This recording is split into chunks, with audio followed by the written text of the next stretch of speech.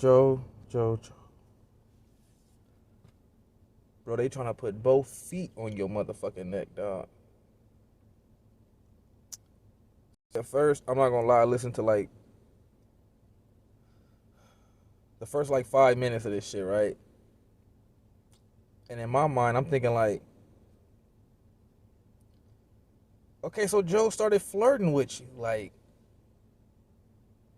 granted, nigga, y'all work together, so that might be the only, creepy thing, or that might be the only, you know what I mean?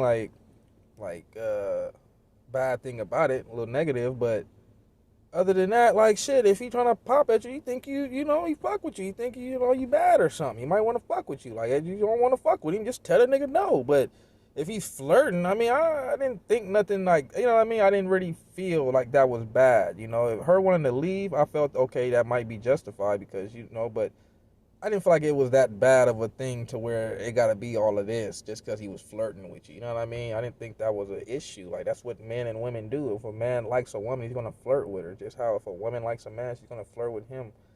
And, I don't know. But as it started to, as it started to go along,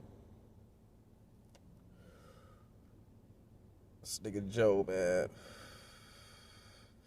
There's a such thing as too persistent. You know what I mean? Too persistent. Podcast as well as the Joe Budden Network. I've sat with this for 3 months anxiously debating with myself whether I feel comfortable enough to express my reasoning for my departure. I have to read this because it's a lot. After 3 long months of anxiously debating whether I feel comfortable enough to express my departure from the See the Thing Is podcast. Oh, she been thinking about this. I don't even want to do it again. I just want to get this over with because it's been a lot on my spirit. Yeah. I felt like that I've had a lot of sleepless nights in the past couple of months.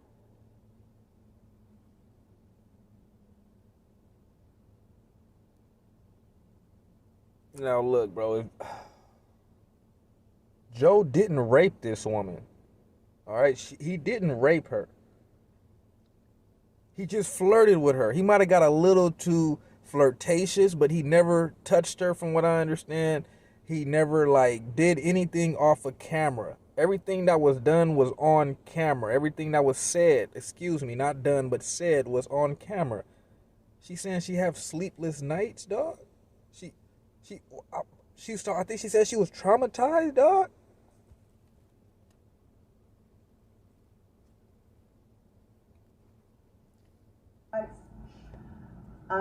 I have constant reminders of what has transpired, so I just kind of just have to bear with me as I try to get this out. My departure from See the Thing Is podcast, as well as the Joe Budden Network, I am here today to, still uncomfortable, but find the bravery to finally speak on a very embarrassing situation. Not only to start my healing process, but to help give encouragement to others who have similar stories of sexual harassment in the workplace. On January 18th, 2021, Joe Budden sat in on a recording of the female-led podcast I was a part of and continuously made sexual suggestive remarks to me that made me extremely uncomfortable, as well as fearful of dampening the mood if I didn't laugh along while he made those sexual remarks to me.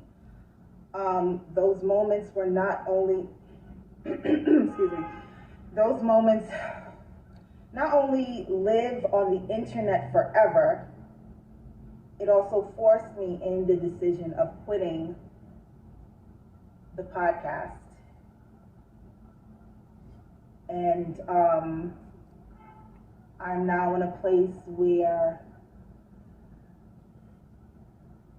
it was traumatizing.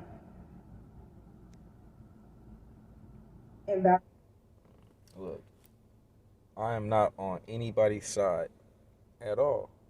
When it comes to these situations, I'm just on the side of logic. The the truth.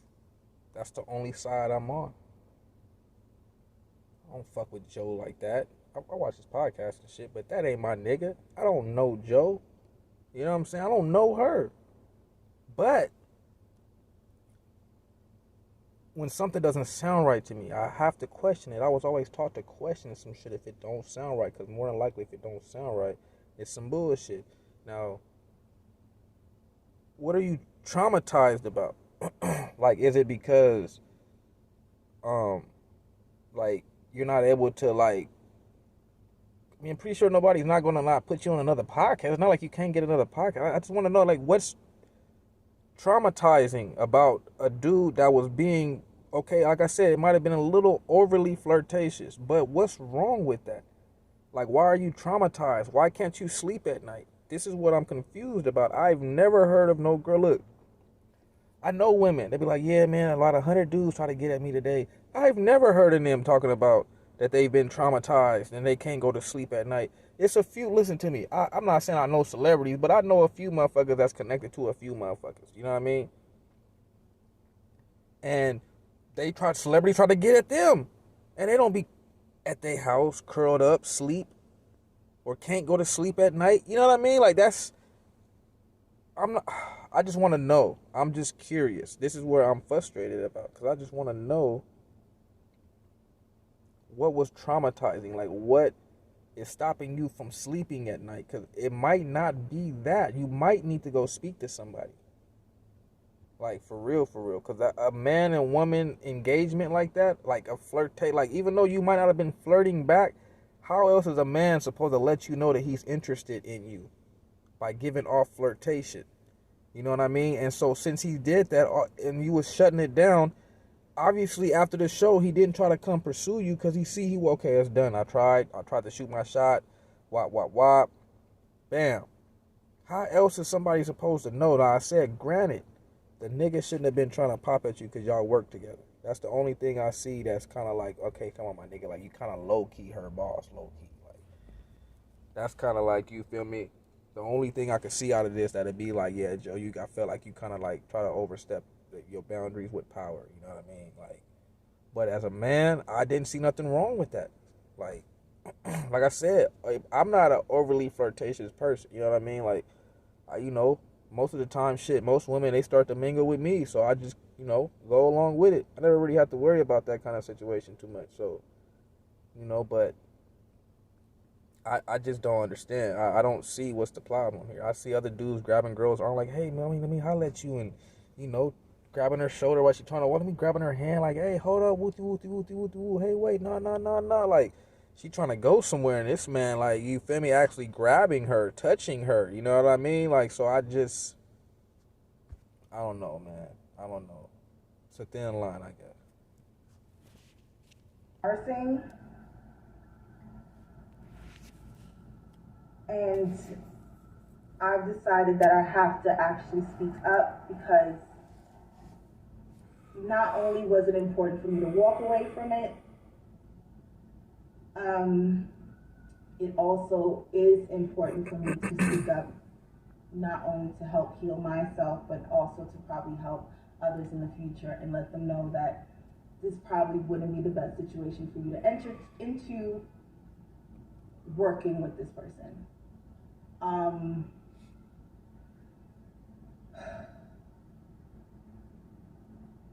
sorry, I need a moment. Within these past 3 months, I'm gonna just be very frank. Within these past 3 months, after I left, I've been feeling stuck.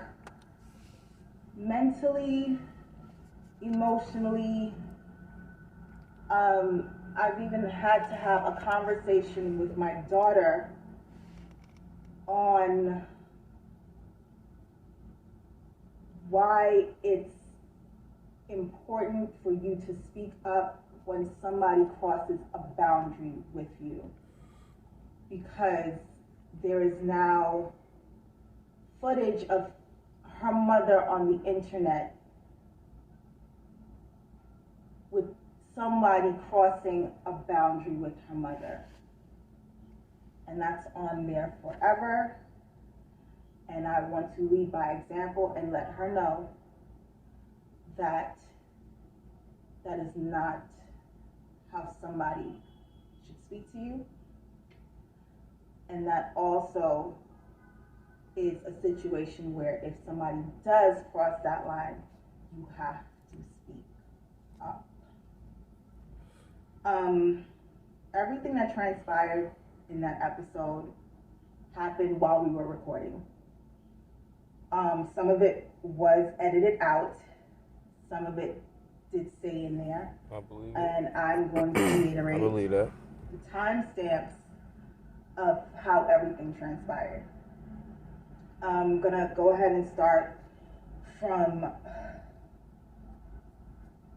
13 minutes and 48 seconds.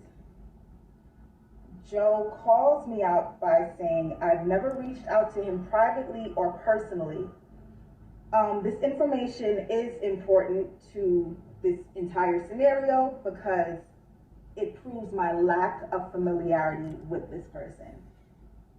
And that is what makes everything that transpired after that so uncomfortable. Even though I tried my best to laugh through it, to not, like I said, dampen the mood of the room while we were recording. Y'all wasn't live though. You could have been like, hold on, bro. Like, that's not Gucci. At 14 minutes, 34 seconds, there's an edit in the recording because Joe says him and I should speak more because, quote, he's been wanting to fuck me since we've met. Everyone in the studio, including production staff, laughed uncomfortably while one of my co-hosts confirmed that to be true. I am mortified by this revelation, not only because it's revealed while we are amongst the presence of all of the production staff. Okay, that was a little strong. That was a little strong, Joe. But it's also being done while we are also recording audio as well as visual. That scene was cut out, and it jumps to Joe repeating we should speak more because we have the least dialogue. At 19 minutes and 26 seconds, Joe, you a slick another dog. edit happens because Joe makes another suggestion to having sex with me. This is shown. I'm sorry. Joseph makes another suggestion to have sex with me. That scene is edited out, and what is shown in right after that is me closing my eyes, saying no, and then he says never mind. At 21 minutes 30 seconds, Joe tells me to hit a button, bitch, because I didn't hit a sound effect fast enough. At 24 minutes and 54 seconds, Joe makes a comment that I am throwing my singleness in his face, and he thought we were going to be a network power couple. Once again, I'm trying to laugh all of this off. That sounds like some Joe Budden shit. I replied by saying, sorry, Joe, we're not. You throwing your singleness in my face. At 25 minutes and 42 seconds, I make a comment about relationships in general within the conversation. Joe retorts that my shirt that I was wearing isn't buttoned like I'm single. Excuse me, I have to repeat that. My shirt that I'm wearing isn't buttoned like I'm single. That's some Joe shit. I pause, cover my chest with my hand, and try to brush it off once again and continue the conversation. At 31 minutes, 42 seconds to about 35 minutes and change, Joe makes me feel like I'm in a hostile work environment by letting my co-host know that I am carrying the group because they don't dress sexy enough. Because now, not only am I embarrassed for myself, in being objectified, but also you're making other women that I have to work with on a regular basis uncomfortable by telling them they don't dress sexy enough. Like I said, this transpired while recording, in front of cameras, and in front of the entire production staff. She's throwing this on your back, Joe. With that, I'm sorry. Don't be. Continue. It's okay. It'll be all right. I pretty much react by looking away and looking down in discomfort several times, because he has also said this in the past, and it actually created a passive aggressive and competitive environment with myself and my former co-host, where she admittedly attempted to shut down every idea I brought to the table because it wasn't well received by Joe and Ian, his business partner. That same former castmate often relayed group chat conversations back to Joe, which I personally felt was done because she wanted to secure her spot as his favorite, because he's made it clear to the entire group that he favorites me. Not no more. Fast forward, we usually take a pause for about 10 to 15 minutes during recording to kind of regroup and get to the next segment. During that break, I leave the studio to go inside of the green room where Joe was sitting there alone. He asked me if I was okay, and I just immediately said yes, to not even try to further any sort of conversation or uncomfortableness. He then tells me he's gonna come back and sit with us and just give an on-air hug to lighten the mood. I say, okay. Fast forward to 2 hours, 16 minutes, and 3 seconds into the show. Joe returns and he mentions us and just giving us our accolades as we've been doing good thus far. This scene is edited once again because, let me rephrase that, go back. He goes down the line to give everyone their accolades. He starts with Mandy, he goes to Bridget, and then once he gets to me, the scene is edited again because he says Olivia is unique because I want to fuck Olivia and the fans love her. That scene is edited out. Those words are edited out. But what's left there is me widening my eyes in shock and embarrassment, because after he asked if I was okay and he said he would come back to lighten the mood, I didn't think he would once again reference to wanting to have sex with me. At 2 hours, 17 minutes, and 5 seconds in the timestamp, Joe asks if he can give me an on-air hug. My co-host said yes, they insist, and I slowly get up to hug him. Still apprehensive, I give him a hug somewhat of a distance to kind of hug, no pelvis there. It's unbeknownst to me until I actually watch back the episode that he was moving his hips while he was hugging me. I laugh uncomfortably because I don't know what else to do at that point. It's nervous laughter at this point. Everyone else is like kind of chuckling, and I sit back down, and at 2 minutes, 17 seconds, and I'm trying to like just get all this out because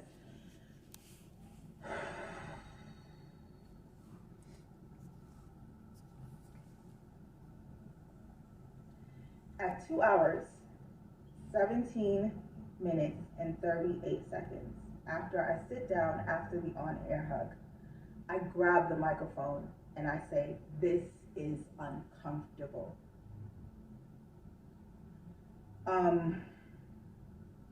That's pretty much the end of the episode that was recorded. After the recording, Joe was asked while he was still in the room with everyone if he wanted to delete the parts he made where he made passes at me. He said he didn't care. As long as I'm fine with it, then the entire room pretty much looked at me and said, I just say I'm fine with it too. Feeling pressured, I say I'm fine. A few minutes later, I was called back into the studio to see if I wanted to hear the unedited version again and decide if I really want to keep it in there. I listened to it again, and in my ears, it sounded like everyone was laughing. So who am I to say this needs to be taken out? I don't have much say in the situation. I've already been belittled in this situation by being sexually harassed and objectified. Because just to break from me having these bullet points, at the end of the day, that's what sexual harassment in the workplace especially is. Belittling someone, taking away their dignity in those moments of seeing them less than. So, as much we can say these are jokes, I'm an employee. I didn't have a previous rapport with this person before coming onto this podcast. I didn't have any romantic relations with him, nor did I want to at any given point in time in my life. And many would probably ask, well, if you know the history of Joe Budden, well, why would you sign on to do something like that? Let me tell you right now. Good question. If you're going to work and your intention is just to go in and do your job, it should be just that. No matter who's there. That's not what they're saying. They're saying, you know, it's going to be some bullshit fucking with Joe. It don't matter if you go in there with your intentions to do your job. You know, fucking with Joe, some bullshit will transpire.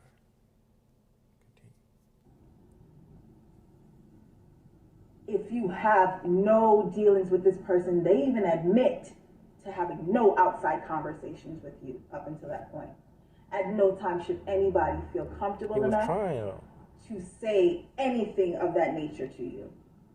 That was far. He did go a little far. Jumped out the window, off the roof, shit. I don't wish anything that happened to me in that moment on anyone because, like I said, it was extremely embarrassing. I am mortified that when people search Olivia Dope, the brand that I've spent 10 years at least building, that comes up. I am mortified. And after I quit, I had to have a heart-to-heart conversation with the child I gave birth to. I'm sorry, it's not this fast. It's New York. It's New York. I am mortified that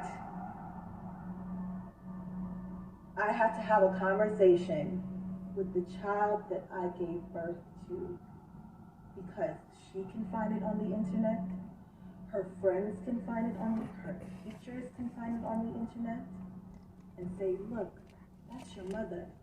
Your kids and kids should be watching the Joe Budden podcast, dog. Whose parents is letting them watch the Joe Budden podcast? That's crazy.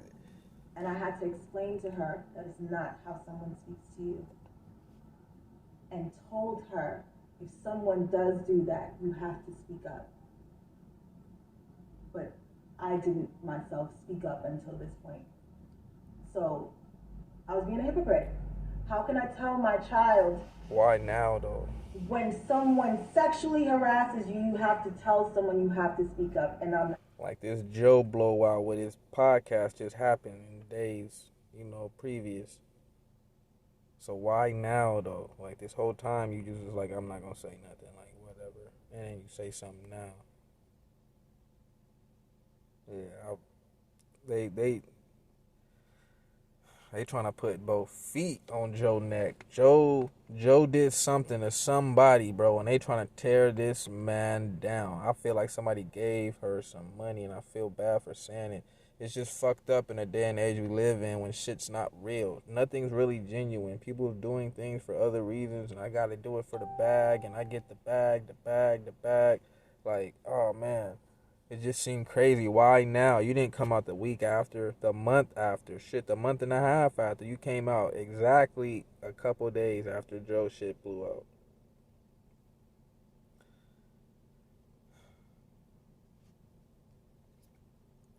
Doing the same thing. So that is literally why I'm here today, to speak up for myself, start my healing process, like I said,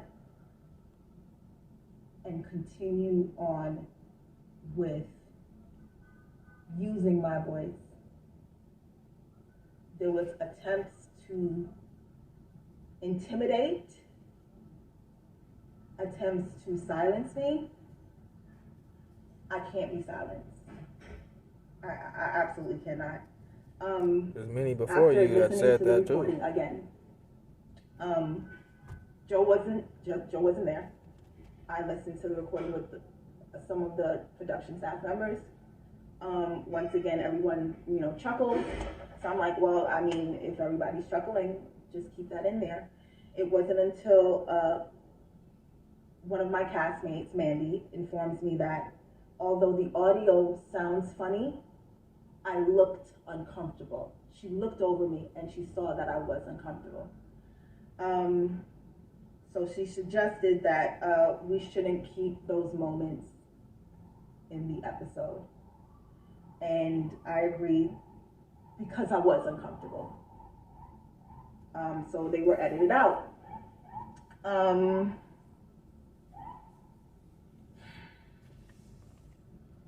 I just wanted to speak my piece. It was really, really hard to even get up to this point. Sorry if I had to speak slow. Sorry if I had to stutter, and I just really had to take the time to really formulate what I was going to say and how I was going to say it, because there's so many thoughts that go through my head about this whole scenario, about the situation, that it's been hard to even get it out in front of this camera right now.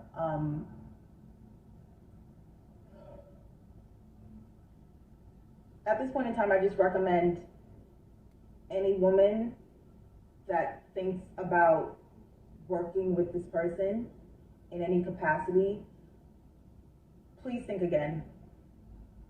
I see that. I should have walked into this situation doing a bit more research on how work environments are with him. I should have taken heed to the accusations that have been in the past, even though they are more so in his personal life. Those should have been red flags for me as well. But at the end of the day, regardless of all of that, no one should ever feel comfortable enough to speak the way that person spoke to me. Ever. Correct. No one should ever feel comfortable enough to make a workplace environment completely hostile and toxic the way that person did. No one should ever feel like they can be sexually explicit and suggestive, not only to you while you're coming in just trying to work, but also in front of the entire production staff to belittle you. I can agree. It should never happen. It shouldn't. After I left, once I decided to quit, I informed my lawyer. My lawyer got on a phone call with his lawyer and informed his lawyer that these are the reasons why my client is leaving this network. She will not be returning. Once my lawyer informed his lawyer, I then informed my castmates via text, explaining to them that I am not built for the Joe Budden Network. My apologies to them, but I've prayed on it, I've meditated on it, but this is just not the right fit for me. No one responded in that moment, and I was removed from the group chat. But I did speak to both of them a week after. Damn, week? Also, Joe after gotta my be fucking up other departure, ones. Joe then went on his podcast and made this statement. Excuse me, hold on one second.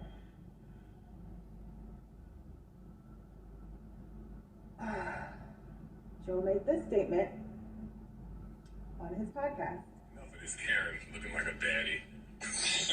Shit. HR, Joe, HR. I need to be like Ross. If Ross, would you ever hire any women? Nah, I'm on to fuck the bitches.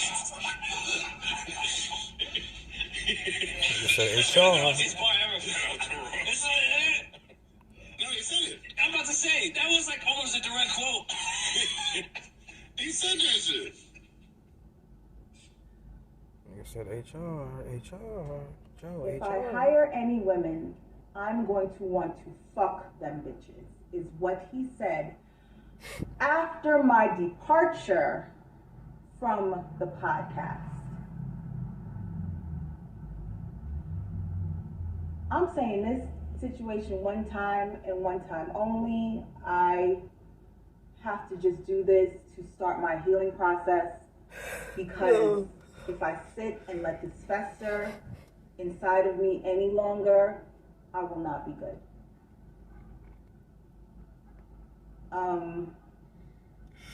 Joe. I don't even know what to say at this point. I pretty much said my piece. I'm pretty sure I'm going to take a social media break after this, because They gonna be on your shit for I, sure. Just nigga everybody Joe. love, peace, and that's it. But I'm going to be doing what I need to do to move on from this situation, and signing off. So what we got from this situation is a few things. One, if somebody doing something uncomfortable to you, you say something right then and there. Because you let that whole episode go by, and in somebody's mind, if you don't say no, then you saying yeah. And I'm not saying that, like in like a rapey way or nothing like that, but if I'm trying to talk to a girl and she not telling me like, get away from me, or like, no, I got a boyfriend, or no, I feel like I still got a chance. She playing hard to get. So if you don't right then and there just cut it off and just be like, hey, Joe, like, you feel me? You have to, you wasn't live. So, I mean, just how you said that at the end, they could cut out all the little whoopty-whoops at the end and do this. You should have been like, hey, look, we gonna have to cut or something. Look, Joe, I don't appreciate you. You can't be, I'm not comfortable with this. We could have nipped that in the bud right then and there. We wouldn't even be having none of this right now. You know, if we would just all stop being so passive aggressive with our feelings and our emotions and just really just tell a person how we feel about things, that will solve a lot of issues. 2, Joe, you out of pocket, my nigga. Listen to me, Joe, out of pocket all the fucking way. Now look, I feel like she kind of was putting it on a little thick. I'm not gonna lie, like traumatized, not being able to sleep and shit. Like that's a little, like, I don't know. You know what I mean? Like he was a little overly flirtatious and was a little overly sexually. I would say as a little sexual aggression. I'm not gonna lie. He was. You feel me? But that's not gonna stop nobody from sleeping at night. Like, come on now, let's be like grown-ups and adults here. Like, let's be for real. You know what I mean? Like, let's quit playing. If you're trying to get a bag, okay, but that sounds crazy though. Like, for real, that sounds crazy. Joe, you out of pocket, my nigga. You hell out of pocket, especially in that last clip, bro. Talking about if you hire any bitches, you gonna want to fuck them, bro. See, you're not supposed to hire bitches you want to fuck, Joe. That's not how it go, Joe. Bro, you're not supposed to fuck to help. That's not, Joe. See, you're not supposed to do the own supply. You're not supposed to fuck the help. You're not supposed to have babies with your hoes. You ain't supposed to motherfucking, bro. You're not supposed to do a lot of shit, bro. Don't have the trap house behind the police station. You know what I'm saying? Like, bro, like you, Joe, why are you doing all the opposites of what the fuck you not supposed to be doing? Always you, Joe. It's like you got two paths, the right path and the wrong path. This right path say, Joe, if you follow this, everything will be good. If you follow this, Joe, shit will be bad. And you be like, shit will be bad. Like, bro, Joe, what the fuck, my nigga? And then you talking like, bro, you talking crazy, bro. And then Roy in the background, HR, Joe, HR. He trying to tell you like, bro, you talking crazy, nigga. When the nigga, see, passive aggressiveness. Instead of him being like, Joe, look, bro, for real, look, you tripping. You can't be speaking like that. He passive aggressive with it. We all need to stop being passive aggressive. This is how this shit occurs. This is how these things happen. You know what I mean? If you'd have just told Joe, like, hey, I'm not with the shits, it wouldn't have been none of that. You know what I mean? And if Joe wouldn't have been such a fucking creep, it wouldn't have been none of this either. This is everybody's fault. This shit is fucking crazy, bro. This nigga Joe, man. What the fuck, Joe? What the fuck, Joe?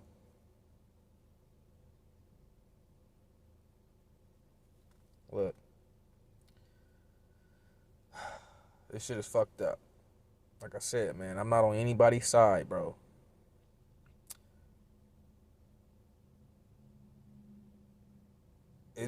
We all need to stop this shit, bro. We all need to stop this shit. We all be, so caught up in our own feelings and emotions that not in order, but for people to feel better about themselves, they'll kind of do whatever. They'll kind of do fucking whatever. It's fucked up.